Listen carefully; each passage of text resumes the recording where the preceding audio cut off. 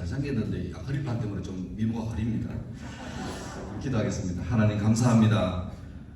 귀한 청소년들 그들의 신앙을 고백하고 또 주 앞에 남은 여생도 한결같은 마음으로 헌신하겠다는 다짐하는 이 귀한 예배에 함께하게 됨을 감사하고, 함께하는 청소년뿐만 아니라 온 성도들이 함께 마음을 모으고 또 지금보다 더 나은 세대를 위해서 마음 모아 준비하는 귀한 시간 되게 도와주옵소서. 우리의 능력과 결심도 중요하지만 이 모든 것 위에 주의 은혜 없이는 아무것도 될 수 없는 약한 인생입니다. 주님 오셔서 우리의 주가 되어주시고 우리 인생을 주님 원하시는 곳으로 이끌어가 주시고 모든 성도와 청소년들이 기뻐 순종하는 시간 되게 인도하여 주옵소서. 예수님 이름으로 기도합니다. 아멘. 할렐루야. 남문교회 처음 와봤습니다. 깜짝 놀랐습니다. 길에서 보는 교회는 요런만 했는데 들어보니까 신세계가 필 수 있고, 또 교회 규모도 중요하지만 일단 오늘 중고등부 애들 참 이렇게 준비를 잘했다는 생각이 드네요. 흰 티에 청바지, 제일 흔한 컨셉이지만 그래도 이게 통일성 있게 좋았고, 또 성경 공독하는 사람이 알아서 교독하겠다는 말을 아무도 안 했는데 알아서 교독해를 보니까 참 교회가 나름대로 이렇게 잘 되어 있다는 생각이 듭니다. 요즘 청소년들 참 교회에서 귀합니다. 천년기념물입니다. 제가 근무하는 학교가 대구제일고등학교인데 한 반에 20명 기준입니다. 근데 그 중에서 예수 믿는지 안 믿는지 모르겠지만 일단 교회에 다니는 애들은 한 반에 1명, 2명 정도 있습니다. 귀하죠. 귀하죠. 그리고 일단 교회에 오는 애들이 적기도 적은데 여기 있는 애들은 그 적은 애들일 뿐 아니라 이렇게 몇 주 동안 준비하고 또 자기가 맡아서 역할을 하는 거 보면 참 귀합니다. 그러니까 기성세대가 이들을 바라볼 때 좀 이해 안 되는 게 있죠. 좀 점잖게 찬양하면 되는데 그렇게 방방 뛰고 한글도 안 되는데 영어로 하고, 근데 그렇다고 해서 아이고 자들은 와이카나 그러면 이 귀한 아들 더 없어집니다. 그러니까 비록 우리가 이해 안 되더라도 우리 할 일은 뭡니까? 격려해주고 응원해주고 칭찬하면 됩니다. 그러니까 여러분 참 귀합니다. 참 근데 있을 땐 몰라요. 저도 원래 나이가 49인데요. 몇 해 전부터 자꾸 노안이 와요. 죄송합니다. 책이 안 보여요. 요즘은 그래서 지금 읽는 책이 내 평생 마지막 책이라는 마음으로 더 절절하게 책을 봅니다. 후회되죠. 눈 밝을 때 책 많이 봐놓을 걸. 그죠? 좀 무릎 좋을 때 많이 다녀놓을 걸. 이제 무릎도 안 움직이고 아침 저녁으로 호가는 마셔도 잘 답도 안 나오는데 후회되죠. 있을 땐 몰라요. 근데 지나가면 다 그때가 좋았구나 싶은 생각이 듭니다. 제가 뒤에서 보는데 애들 나와서 찬양하고 막 하는데 저 뒤에 아마 선생님 같아요. 쌤 한 분이 뭐 열심히 하고, 또 혹시 권사님이십니까? 혼자 다 하시는 것 같아요. 애들보다 더 열심히 하시는 것 같아요. 근데 저희 귀한 거예요. 여러분 집에서 아빠가 저로 돈 벌죠. 엄마도 버는 수도 있지만 아빠가 벌어서 아빠가 다 씁니까? 애가 씁니까? 저도 마찬가지입니다. 열심히 돈 벌면 애들이 돈 다 씁니다. 저는 한 달에 용돈 10만 원도 안 쓰는데 애들은 얼마나 쓰는지 모릅니다. 코로나 때문에 갑자기 학교를 안 가고 다 집에 있겠대요. 수업을 해야 되니까 집에 컴퓨터 하나밖에 없는데 전부 다 필요하대요. 그래서 노트북을 4대를 샀습니다. 집에 애가 4시거든요. 방방이 다들 앉아서 수업을 한답니다. 근데 며칠 지나서 컴퓨터가 노트북이 불이 나고 새로 사달래요. 이게 1, 2만 원도 아니고 가서 사줬습니다. 그 다음에가 내 것도 불이 돼요. 또 내 쓰던 걸 줬습니다. 저는 지금 노트북 없습니다. 애들한테는 다 사줘요. 그러니까 집에서 제일 돈 많이 쓰는 애들이 애들입니다. 왜요? 귀하잖아요. 귀하잖아요. 그러니까 앞으로 헌신이만 아니라 앞으로 주일날 교회 갔을 때 애들이 모이면 그냥 지나가지 말고 그냥 지나가더라도 꼭 한마디 귀하다, 고맙다, 너가 참 복되다 그렇게 해주시면 애들도 기한 죽고, 학교에서는 여러분 이름 부릅니까? 번호 부릅니까? 오늘 며칠이고 며칠 전 20분 일러봐라, 풀어봐라, 네 성적 몇 등급이고. 우리는 소고기처럼 학교에서 등급으로 판정받잖아요. 그죠?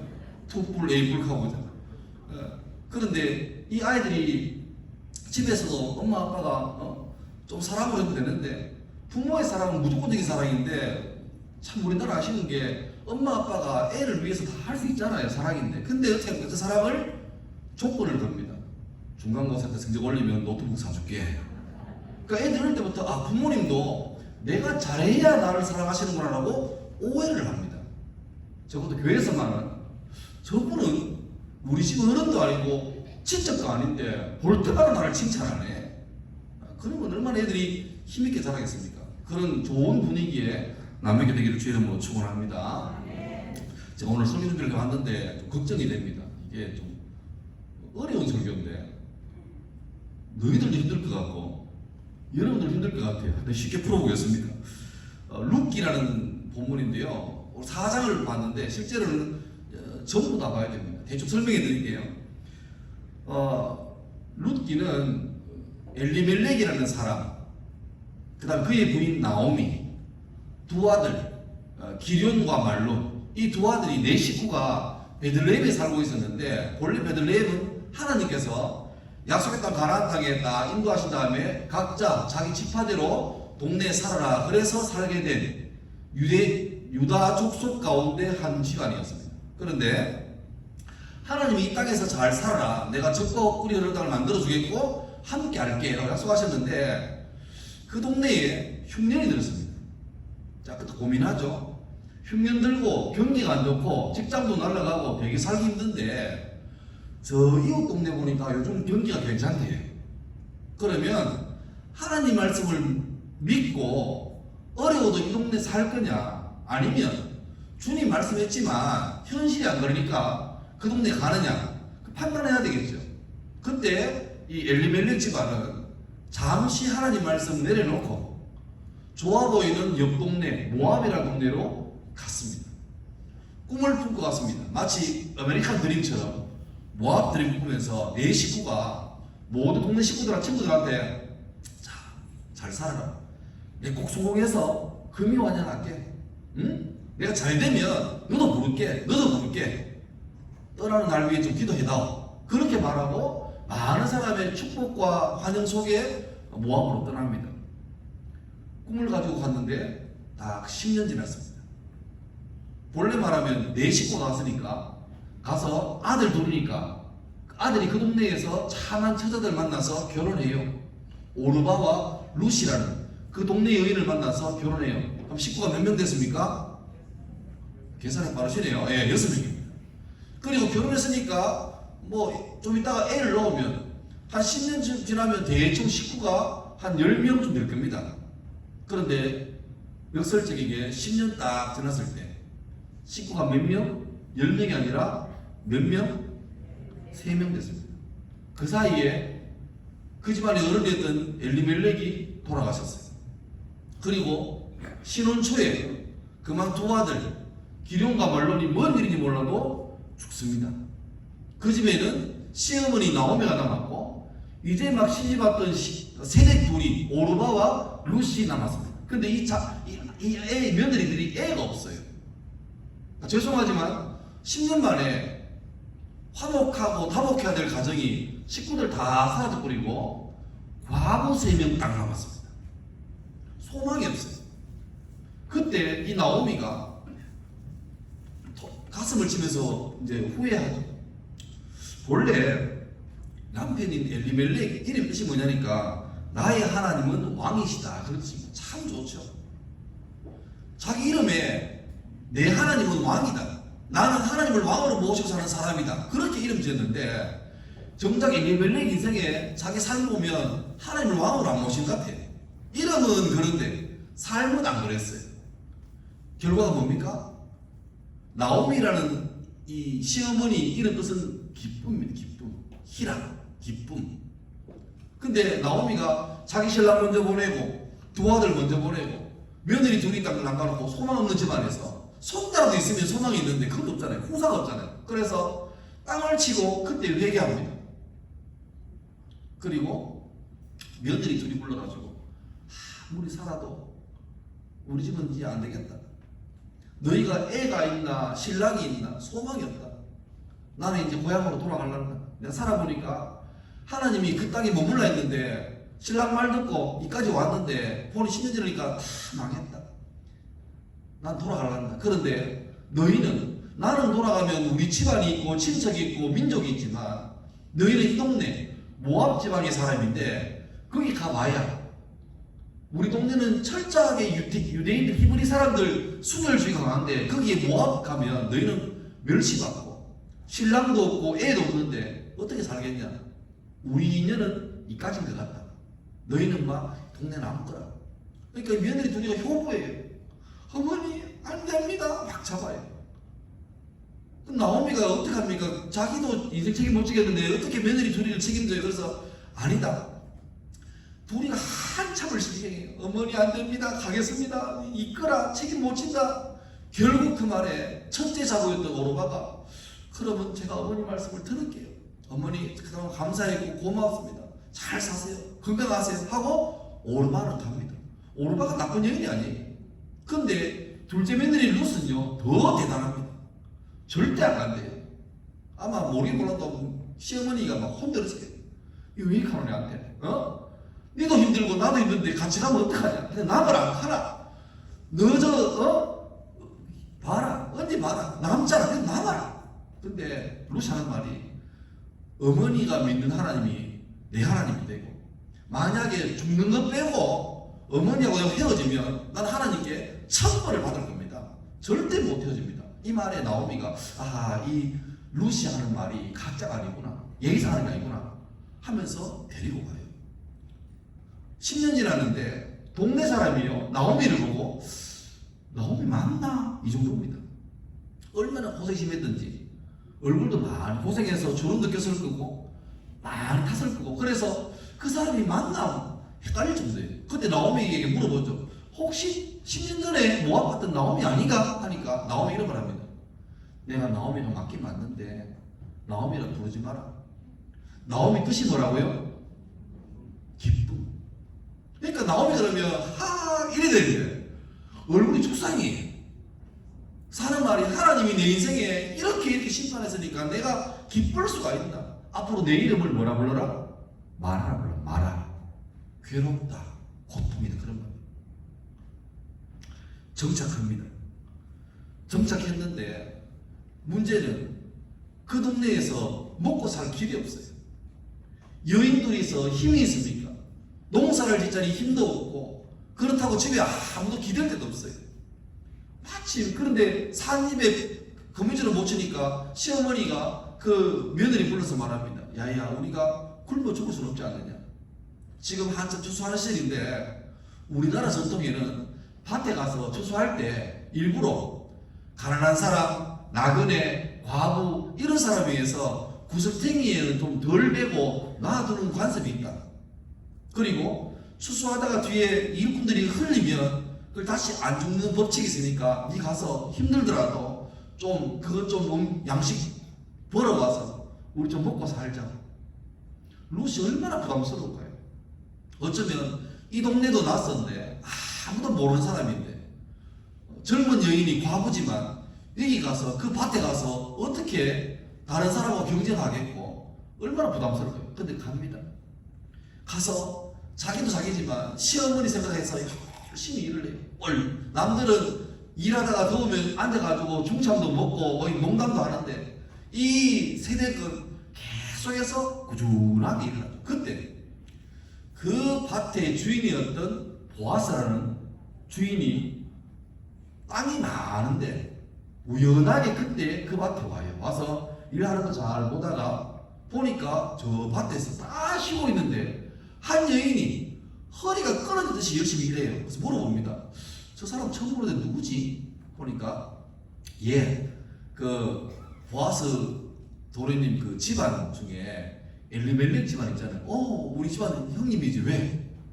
그 형님이 그 엘리멜렉이 10년 전에 모압 갔다가 최근에 쫄딱 망해서 나오미 사모님하고 저 사람은 둘째 며느리인데 둘이만 돌아왔는데 먹고 살 길이 없어가지고 저렇게 혼자 와서 떨어진 이상을 듣고 있습니다. 이 말 들었는데 보아스가 마음이 좀 짠한 거예요. 그래서 일꾼이 부탁합니다. 그러면 일하다가 일부러 뒤에 저 여인 따라오면 좀 많이 흘려라. 흘리고 또 갈 때 좀 챙겨주고 그렇게 해라. 절대로 편하게 하지 말고 편하게 하면 마음 상하니까 모른 척하고 많이 흘리라. 그렇게 말합니다. 그래서 일꾼들이 쭉 일하다가 일부러 뒤에 눈 보면서 그 일 따라오면 막 덩탱이로 막 흘려져요. 그러니까 남들은 하루 종일 일해도 만약에 막 한 2대 정도 받아가는데 이 루시라는 얘는 일하니까 막 한 발씩 받아가는 거예요. 집에 가가지고 시어머니에게 어머니 원래 일해가지고 이렇게 구형 양식입니다 보니까 이게 막 너무 많은 거예요. 니뭔 재주가 이렇게 많아가지고 받아오냐니까 이상하게 내 가는 데만 많이 흘려있대. 뭐 이렇게 어느 밭에 갔느냐? 보아스라 하던데. 그때 나오미 머릿속에 딱 지나갑니다. 이스라엘은 땅이 자기 땅이 아니에요. 하나님 거예요. 잠시 빌려 쓰는 거예요. 그래서 하나님께서 이 가족에게, 이 지파에게 주는 땅을 자기 믿음으로 매매를 못합니다. 근데 문제는 아들에게, 자손에게 물려줘야 되는데 지금 나오미 집안처럼 물려받을 자식이 없이 끊어지잖아요. 그러면 제일 가까운 친척이 이 대가 끊어질 이 집안을 위해서 대신 그 집안 재산을 관리해주는 이런 규칙이 있습니다. 근데 나오미가 딱 눈치를 까고 아하, 보아스 우리 가까운 친척인데 저 사람이 니한테 좀 좋은 마음이 있을지 모르겠다. 근데 생각해 보세요. 보아스는 성경에 이렇게 나옵니다. 보아스는 어떻게 나온다니까 성경이 유력한 자. 영어 성경에는 a man of great wealth, 그러니까 아주 엄청난 부자. 또 다른 성경에는 a man of standing, 높은 위치에 있는 사람. 요즘 말로 하면 보아스는 교회 오빠입니다. 교회 오빠. 엄친아. 좋은 대학 나오고 잘생겼고 성품 좋고 목소리도 안녕하십니까 뭐 이렇고 다 잘해요. 예의 바르고 또 부자고 재산 많고. 근데 가만히 생각해보세요. 물론 이쯤 되면 누구나 탐낼 만한, 그리고 결정적으로 아직 보아스가 미혼입니다. 미혼. 남아있는 게 이상할 정도로 아직 남아있어요. 이 귀한 청각이. 근데 나오미가 마음속으로 만약에 제가 우리 둘째 며느리하고 어떻게 잘 되면 희한한데 팔자 고시는데 생각했다가 언담생심이죠. 어디에 넣은 겁니까? 솔직히 말하면 자기 며느리는요 히브리 사람이 아닙니다. 이방 여인입니다. 더군다나 자기 며느리잖아요. 며느리. 자기 죽은 아들과 결혼했던 사람 아닙니까? 처자도 아닙니다. 이스라엘 사람들은 모압과 암몬 이 사람들을요 눈 깔려 봤어요. 어디에 됩니까? 보아스 엄마한테 소리 나갔다는 병을 칠 얘기입니다. 그러니까 나오미가 마음 먹었다가도 아유 이게 될 소리인가? 괜히 쓸데없이 생각했는데 이 정도는 끝나는 거예요. 그런데 보아스 행동이요 정말 나오미 루스에게 진심을 다해줍니다. 그래서 한 번은 시어머니 나오미가 진짜 혹시 마음 있는 거 아닌가 싶어서 한번 테스트를 해봐요. 자세한 내용은 룻기 2장 3장에 있으니까 집에 가서 보시기 바랍니다. 예. 자, 이제 확인됐습니다. 세상에 이 대단한 보아스가, 부족하게 하는 보아스가 자기 며느리 모압 출신 과부였던 룻에게 마음이 있는 걸 확인했어요. 근데 문제는 뭐냐니까 법칙이 있습니다. 집안의 법칙 뭐냐니까 이 땅을 엘리멜렉에게 속했던 땅이 있는데 이 땅을 관리할 친척이 있는데 보아스가 1순위가 아니고 2순위입니다. 1등이 있어요. 그 사람이 우선권이 있습니다. 그러니까 보아스가 함부로 이 룻하고 결혼해서는 안 되는 거예요. 만약에 이 사람이 난 안 할랍다 그래 해버리면 그 다음에 할 수 있습니다. 그러니까 보아스가 참 지혜로운 게 아무리 결과가 좋아도 과정과 동기 이게 다 맞아야 되는 거죠. 여러분 중고등학생들 공부한다고 수고 많죠? 공부하긴 하나? 하지. 열심히 하는데 안 되지. 네. 아무리 봐도 그게 그거 같고 저도 학교에서 시험 감독도 가는데 간혹 그런 애가 있습니다. 우리 때는요 문제의 답이 몇 개입니까? 기억도 안 납니까 이제? 답이 4개 아닙니까? 사지 선다. 그럼 간단했습니다. 십자가를 딱 꺼놓고 볼펜을 가운데 세우고 기도하죠. 주여 믿습니다. 탁 나요. 1번으로 싹 넘어가는데 내가 보다 1번 아닌 것 같아요. 그러면 주여 다시 합니다. 또 1번 탁 넘어가요. 그럼 주님 3세파입니다. 3번 넘어가요. 아멘 감사합니다. 요새는 4개가 아니고 5개가 되고 각도가 애매해요. 그 키가. 종종 시험한다고 앞에 앉아있으면 한 5분 지나면요 줄을 끊고 볼펜을 세우는 사람이 아직 있습니다. 아직 있습니다. 예. 누가 그런 말해요. 여름 돼가지고 매포 태풍이 지금 저 제주도 남서쪽에서 올라오고 있다. 이게 내일은 어디로 가고 모레는 부산 지나간다. 그런 기사가 뜨니까 밑에 누가 댓글 달았어요. 태풍은 좋겠다. 뭐가 있어서? 진로가 있었어. 나는 새벽에 일나가지고 학교에 좋은 일이 있는데 고등학생들은 야자 심자 해가지고 집에 학교에 있는데 공부를 하긴 하는데 대도 안 하고 한들 어디 갈지 마음도 없고 그냥 급해서 하는 거예요. 잠시 쉬면서 내가 뭐 해야 되겠지 생각하면 좋겠는데 내가 쉴 동안에 내 친구들 라이벌들 다 공부하잖아요. 그러니까 처질까 싶어가지고 뭐 할도 모르고 그냥 따라가는 거예요. 길 가는 사람들이 막 달려와요. 반대편으로. 왜? 몰라. 자기도 놀라서 늦게 같이 뛰어갑니다. 물어보죠. 어디 가는데 모르겠다. 가지 않고 이러는. 참 예스. 그러니까 요즘이 많아요. 내가 뭐 컨닝 하든 뭘 하든 간에 시험 치기 전에 옆에 책상에 적어놓든 하여튼 상관없이 점수만 잘 맞으면 된다. 이런 마음이 우리 속에 자꾸 유혹이 들어요. 근데 보아서는 안 그렇습니다. 아무리 결과가 선하고 좋아도 과정도 좋아야 되고 동기도 좋아야 되고 방법도 선해야 되지 안 그러면 안 한다. 하여튼 참 바른 사람이에요. 여러분 교회 조고등부 가운데 보아스 같이 성품도 인격도 신앙도 멋진 사람 많이 생길 주의로 축원합니다. 결과는 좋으면 장땡이 아니에요. 여러분 중고등부 저는 잘 모르겠지만 남편끼리 어때요? 시험 기간 때도 지난주랑 똑같이 옵니까? 진짜요? 고2까지 잘 오다가 고3 돼가지고 한 해 동안 쉬는 사람 없습니까? 끔끔하죠? 예. 그러니까 이미 교회에도 그런 게 있는 거예요. 저는 그런 게 많이 봤습니다. 고2까지 잘 오다가 고3 돼가 교회를 안 해요. 근데 아버지가 교회 안수집사예요. 더 놀라운 건 그 아버지가 내가 있는 고등부에 부감집사님이에요. 근데 지혜가 교회 안 가요. 근데 그 집사님 직업이 뭔지 압니까? 학교 교사입니다. 물어봐서 집사님 왜 교회 안 옵니까? 고3 아닙니까? 이렇게 하는 거예요.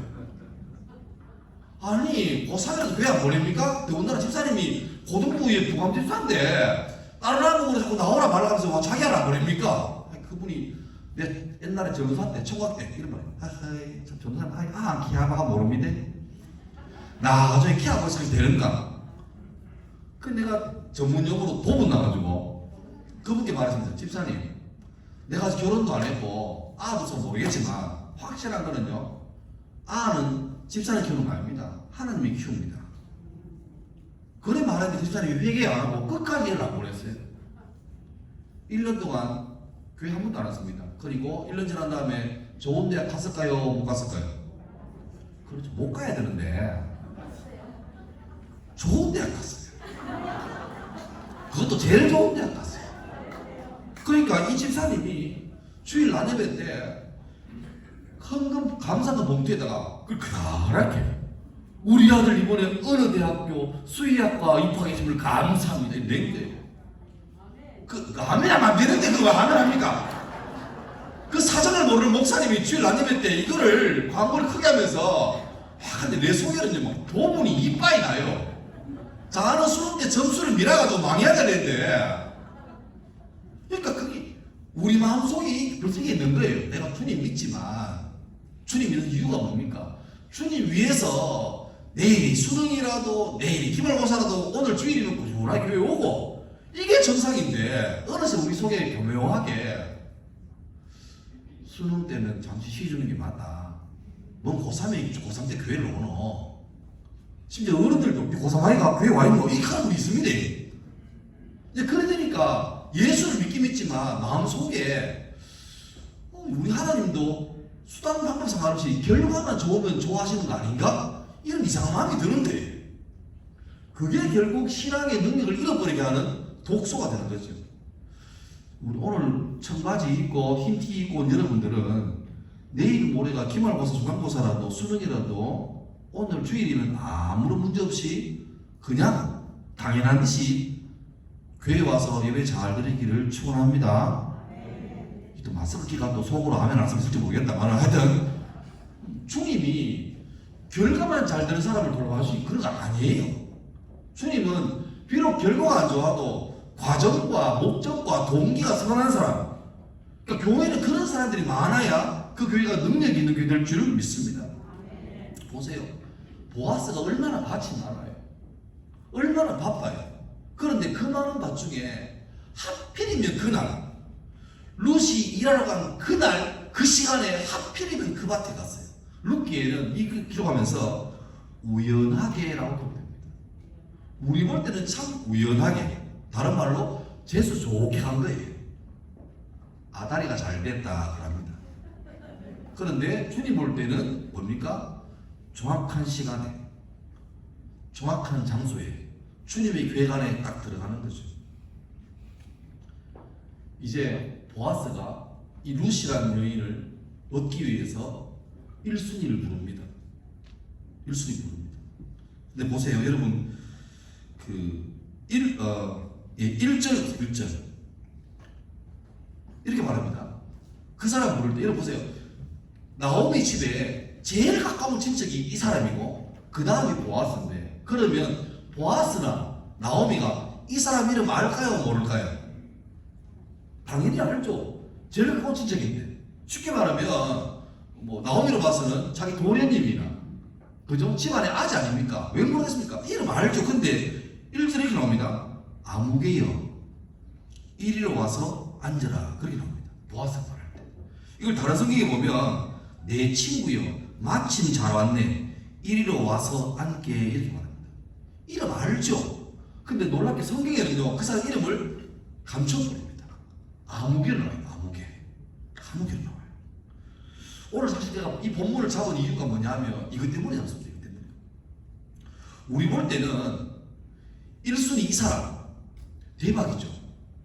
엘리멜렉이 집안이 망한 덕분에 갑자기 생각지도 못하게 엘리멜렉에 속한 땅과 재산을 다 받을 수 있는 로또를 맞은 거예요. 우리는 그런 사람 보고 잘된 사람, 대박난 사람이 그럽니다. 근데 성경에서 그 사람 평가하기를 어떻게 합니까? 아무개래요. 아무개. 반면에 하나님 법을 지키기 위해서 서두르지 않고 비록 더디 가더라도 법대로 가는 이 보아스라는 사람은 이름을 딱 기록하고 있죠. 여러분, 보아스가 뭐가 부족하겠습니까? 그런데 놀랍게도 보아스는 이방 여인 과부 출신 룻하고 결혼합니다. 근데 알고 보니까 비밀이 있어요. 마태복음 1장 보면 예수의 족보가 쭉 나오잖아요. 1장 5절 보면 이렇게 나옵니다. 1장 5절 보면 살몬은 라합을 낳고 라합은 보아스를 낳고 이렇게 나옵니다. 여호수아가 여리고성을 쳐들어올 때 다 망했죠. 그런데 딱 한 가족이 살아남습니다. 여리고성에 살던 기생 라합. 기생은 뭐 그냥 우리 전통 문화의 기생, 뭐 술집에서 술 이게 아니고 이 성경 번역 보면 몸을 파는 여자입니다. 참 사회적으로 지탄받는 여성이었죠. 근데 이 여성이 여호와의 소문을 듣고 우리는 아무래도 소망이 없다, 살 길은 항복하는 것밖에 없다, 그걸 깨닫고 부탁하죠. 제발 살려달라. 여리고성이 망해서 전부 다 진멸당했는데 이 라합이 살아남았어요. 그리고 역사의 기록에 싹 사라져버리는데 몇천 년 지나서 마태복음에 살몬이라는 사람이 라합과 결혼했대요. 그리고 보세요, 여러분, 살몬이 왜 라합이랑 결혼했겠습니까? 라합은 이스라엘 사람이 다 아는 여리고에서 살던 기생입니다. 근데 살몬이 뭐가 아쉬워서 그 사람하고 결혼했습니까? 몰라요. 근데 결혼했는데 이 살몬과 라합에서 낳은 애가 누구라고요? 보아스입니다. 보아스 몰랐을까요? 태어나보니까 자기 엄마가 유명한 여자예요. 그것도 좋은 쪽으로 유명한 게 아니고 나쁜 쪽으로. 온 민족이 다 알아요. 수근수근대요. 아이고 저거 뭐 하나? 자 여리고 출신 기생 아이가 다 알아요. 그때 보아스가 참 그 환경에서 잘 자랐죠. 귀하게 삐뚤어질 수 있잖아요. 사춘기 때. 근데 잘 자랐는데 더군다나 자기 어머니 출신이 그렇게 비천한 줄 알지만 보아스는 참 잘 자라서 약자, 비천한 자에 대한 어떤 배려하는 마음이 참 있었던 것 같아요. 그런데 우연하게 잘 자라서 부자가 됐는데 어느 날 우연하게 만난 한 여인이 보니까 모압에서 온 과부래요. 아무 소망 없는 그냥 삶이 망할 수밖에 없는 그런 불쌍한 여인이에요. 그때 보아스가 누구 생각날까요? 엄마 생각나지. 엄마 생각나지. 나도 옛날에 우리 엄마가 라합이라고 손가락질 받고 얼마나 힘들었지 모른다. 우리 엄마가 내 걸 안고 보아스야 괜찮다 괜찮다 하나님을 구주로 섬기고 괜찮다라고 말했지만 아마 생각해보건데 라합도 여인인데 보아스 재워놓고 처방에 가서 너무 힘들다고 내가 우리 민족 배신하면서까지 내가 여호와를 믿었는데 이 이스라엘 민족이 나를 격려하고 잘했다고 용기를 북돋을 배려할지는 못할커녕 수군수군대고 얼마나 내 뒤에서 흥분할지 모른다. 그 슬픔과 외로움을 그냥 원망하는 게 아니라 하나님 나는 비록 부족하고 천하지만 우리 아들 정말로 믿음으로 잘 자라게 도와달라고 그런 눈물 흘리기들을 보고 자란 보아스가 되니까 보아스가 룻 볼 때 남같지 않은 거예요. 우리 볼 때는 말도 안 되는 소리죠. 보세요. 여러분 만약에 여러분 아들이나 손자를 서울리 법대 나가서 저기 어느 대구 지방법원에 뭐 부장판사하고 있는데 정말 잘 나가는 차세대 대통령 후보 가면 되는 내 자랑스러운 손자인데 이놈이 어느 날 가면 이상한 온몸에 무신이 그렇게 나가실 거 가지고 할매 손주 며느리 될 사람이다 이렇게 하면 아이고야 이 되겠습니까? 뒷목 잡고 넘어갑니다. 그런 일이 벌어진대요. 알고 보면 보아스와 룻의 말도 안 되는 이 사랑 얘기 속에서 우리는 봐야 됩니다. 뭘요? 하나님이 우리를 사랑하신 거예요. 우리 속에는 어쩌면 내가 그래도 나름 착하게 살고 열심히 공부하고 주님을 잘 섬기니까 주님이 나를 구원할 만하고 천당백성으로 삼을 만하지 그 생각하는지 몰라요. 근데 우리의 실상은요 라합보다 룻보다 더했으면 되지 못하지 않습니다. 그걸 알아야 돼요. 그래야 이 교회 올 때마다 우리 눈에 뜨거운 눈물이 있습니다. 요즘 애들이 적다고 온 교회마다 난리입니다. 예, 저도 가는 교회마다 그런 말 참 많이 듣습니다. 가슴 아파요. 근데 중요한 건 애가 적은 게 문제가 아니에요. 뭐 나라 자체가 적잖아요. 더 중요한 건 뭐냐니까 우리 교회에 지금 남아있는 이 귀한 애들, 소수의 애들 이 애들의 질은 어떨까를 고민해봐야 돼요. 우리 애들은 과연 예배 올 때마다 은혜에 대한 감동이 있을까? 우리 애들은 자기의 삶이 우연하게 엄마 아빠가 살아계신 나를 놓고 살다 보니 우연하게 이 교회에 왔다 이게 아니라 천지를 만들고 한치의 실수 없이 교회 가시는 그 하나님께서 우연하게 아니라 기가 막힌 타이밍에 나를 이 난민교회에 주님께서 불러주셨다는 그런 믿음이 있을까? 공부하는 목적이 나의 영달과 성공과 더 좋은 차와 더 좋은 아파트와 더 뽀대나는 높은 자리에서 연봉 1억 받고 자랑하는 그런 사람이 아니라 주님이 내게 이 땅에 보내시면서 달란트를 줬을 텐데 그 달란트가 뭔지를 잘 고민하고 기도하면서 개발하고 해서 열심히 살고 닦아서 그 달란트로 자기 차 한 자리에서 많은 사람에게 주님을 드러내는 그런 사람들에게 내 인생의 목적이다 라고 말하면서 대가지고 하는 것처럼 공부하고 야자하고 심자하고 그런 사람으로 키우면 숫자가 적은 게 문제가 아니에요. 문제가 아니에요. 비전, 꿈, 사명 같은 거창한 그거보다 더 중요한 거 가장 우선적으로 우리 청소년들의 아니면 온 성도들이 마찬가지입니다. 예배가 회복돼야 될 줄 믿습니다. 예배 올 때마다 세상적인 1순위야 다른 사람이죠. 근데 주님 볼 때는 하나님과 관계가 바르지 않은 사람은 1순위가 아니라 0순위라도 그를 부르는 호칭이 뭡니까? 이름이 있지만 이름을 안 부르고 아무개요라고 불러요. 우리는 비록 세상적으로 볼 때는 내세울 게 없잖아요. 우리가 뭐가 뭐 대단합니까? 하지만 중요한 건 내가 하나님께 대한 올바른 마음을 가지고 있으면 하나님 나를 볼 때 아무개가 아니라 내 이름을 불러줄 줄 믿습니다. 그러니까 우리가 정말 신경 써야 될 것은 이 교회 오면서 예배를 진실한 예배자로 하나님께 인정받는 사람 되어야 돼요. 그게 청소년 때 가장 필수적으로 갖춰야 될 목록 같습니다. 저는 학교에서도 수업하면서 느끼는 게 요즘 다음 세대 가장 큰 문제가 뭐냐? 못 먹어서 키가 그런 것도 아니고 못 배워서 지식이 없는 것도 아닙니다. 중요한 건 가치관이에요. 가치관. 청소년이 중요한 것은 여러분 때가 가치관이 형성되는 시기입니다. 여러분 그 말하죠. 갑자기 사람 바뀌면 뭐 한다 그럽니까? 들어보셨죠 그런 말? 갑자기 사람 바뀌면 죽는단 말들. 그 말은 바꿔 말하면 사람이 갑자기 바뀌는 거는 죽을 만큼 힘든 일이에요. 그 이상의 평생 살아온 가치관이 있잖아요. 어릴 때 듣고 보고 배웠던 경험이 있잖아요. 그게 바뀌는 거는 목숨 걸 만큼 힘든 일이에요.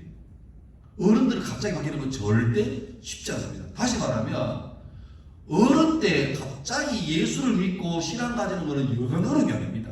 그래서 보통 보면 나이가 많으셔가지고 전도되어서 오는 케이스가 주로 어떤 겁니까? 큰 병이 났다든지 집안에 큰 위기 있어가지고 막 집이 무너질 위치, 그때 지나가는 어느 이웃이 기도해보자, 그 말 듣고 동화수 잡는 마음으로 오는 분들 많잖아요. 그러니까 어른들은 어지간한 일이 있어가지고는 자기 마음 생각 안 변합니다. 근데 청소년 때는 거의 마지막으로 말랑말랑해요. 다 큰 가지는 굽히면 부러지는데 여러분들 아직 말랑해서 이게 굽힌다니까요. 그러니까 여러분 때 이런 생각 저런 생각 많이 가지는 가치관이 평생을 가요. 그러면 교회에서는 아침마다 우리 주일학교 쌤들이 여러분에게 성경적 가치관, 하나님께서 뭘 기뻐하시는가를 심어주려고 애를 씁니다. 목사님이 성경 말씀을 쉽게 풀어가 여러분에게 이렇게 사는 게 그리스도인의 삶입니다라고 설명해주려고 애를 쓰죠. 잘 받아요. 더 나아가서 여러분에게 성경을 봐라 그래요. 설교는 성경을 풀어주는 겁니다. 근데 성경을 봐라 그래요. 제일 나은 거죠. 제일 좋은 건 여러분 아침마다 성경 보고 큐티하고 묵상하고 제일 좋아요. 근데 우리만 그런 게 아닙니다. 하나님이 여러분에게 올바른 가치관을 심어주려고 애를 쓰잖아요. 동시에 원수마귀도 여러분 아직 말랑말랑할 때 여러분에게 교회는 가라, 주일날 교회는 가라, 대신에 살아가는 가치관은 예수 믿는 사람처럼 살지 말고 남들처럼 살아라, 그런 가치관을 심어줘요. 우리 몰라요. 우리가 보는 영화, 보는 드라마, 듣는 노래 많은 것 중에서 가치관이 다 심겨 있습니다. 우리가 분별하지 않으면 몰라요. 청소년 여러분 잘못된 게 뭔지 압니까? 학교에서 공부하는 거 그게 신앙생활하고 관계가 있나요 없나요? 그 중립이라 생각해요. 엄밀히 말하면 지금 공부에서 이루어지는 모든 그 교육 철학의 이면에는 진화론, 무신론이 그리고 유물론이 깔려 있습니다. 다시 말하면 예수 잘 믿는 사람이 학교 공부 열심히 하잖아요. 그러면 점점 신앙을 잃게 될 가능성이 굉장히 많아요.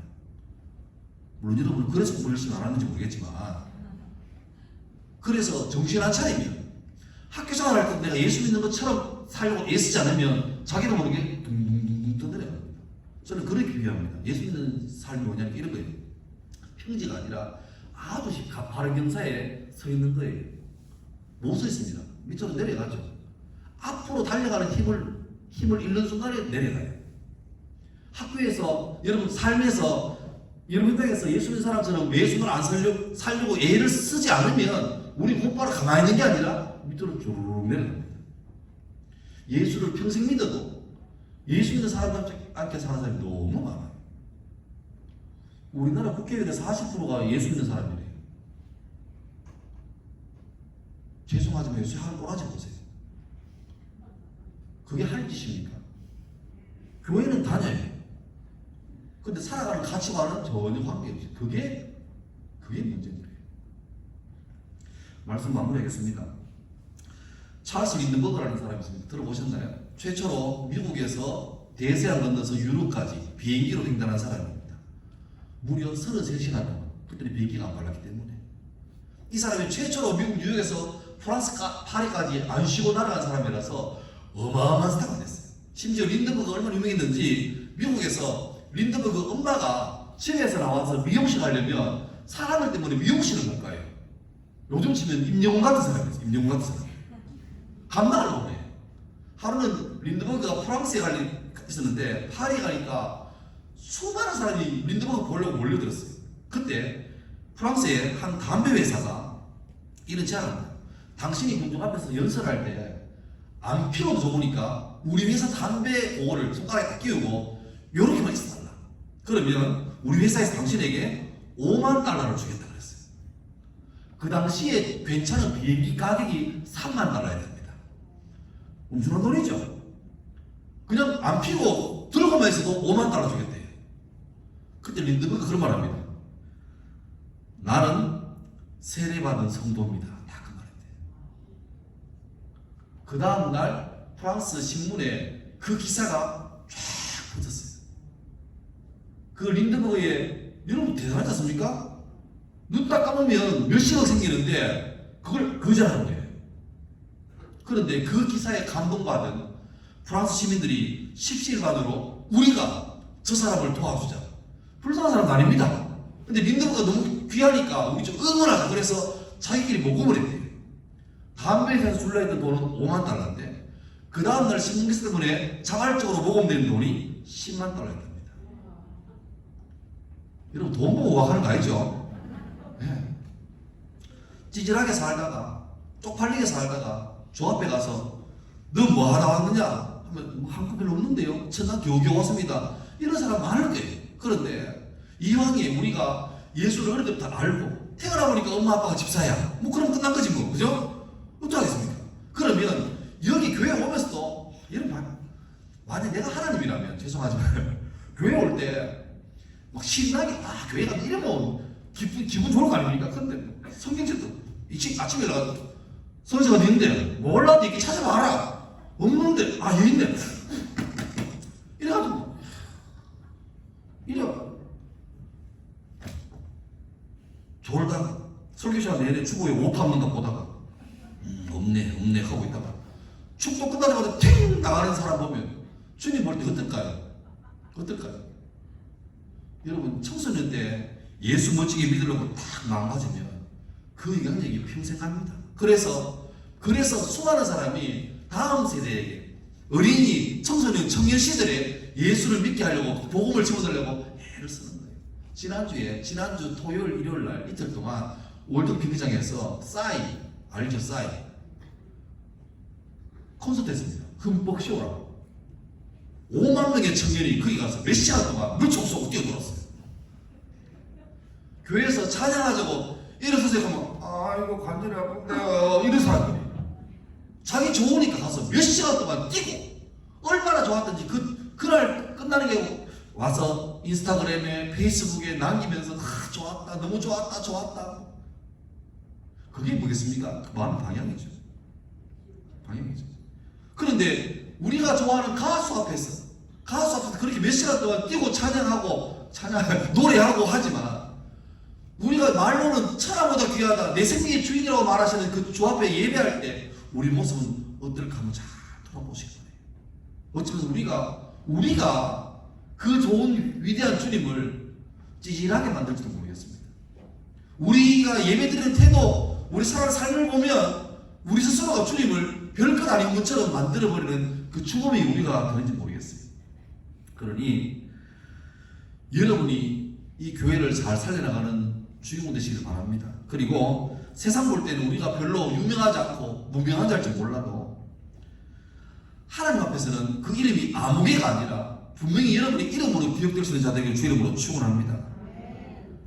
아무도 예배하지 않는 그 학교에서, 그 교실에서, 그 학원에서 정신 차린 여러분들이 그 자리에서 주님을 예배한다는 것을 바라요. 학교 가서 친구들 인사하기 전에 문 딱 가서 주여 오늘도 내가 학교 왔는데 예배하는 것처럼 수업 잘 듣게 도와주시고 학교 생활 통해서 주께 못 올 사람들 수 있게 도와주십시오.